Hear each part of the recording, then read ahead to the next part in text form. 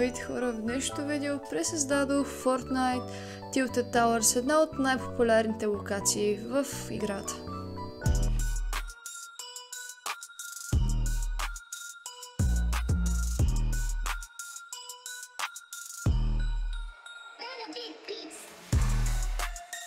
Намираме се в лобито, където строя в момента бутона, с който се добавят играчи, защото не винаги играме много хора.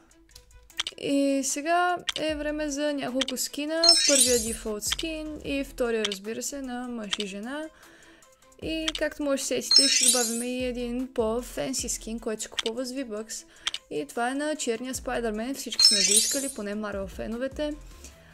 За глайдери в самата игра ще използваме дефолт глайдера и този, който е на сноуборда, който е доста готин, честно казано, от 2000-та спортните комплекти.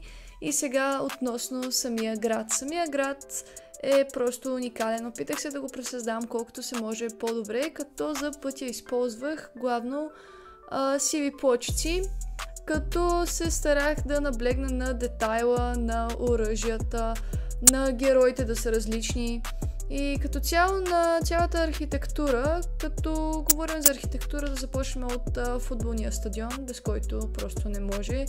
И една от главните разрушени сгради, както може да видите, се опитах да пресъздам този ефект чрез цилиндрични тухлички и различни 1 на 2, 1 на 1 тухлички, като за вътрешността използвах 1 на 1 тухлички, както и други различни размери тухлички. За оръжията сложихме различни видове оръжия, като използвах кристални тухлички, за да пресъздавам различните нива, да ги наречеме, или рядкост на оръжията в самата игра.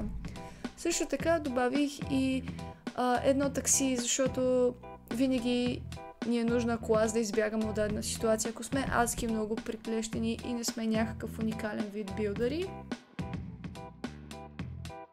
Освен това добавих и лампа, защото преди всичко е град и колкото и да колкото и да не трябва осветление, все пак го сложих.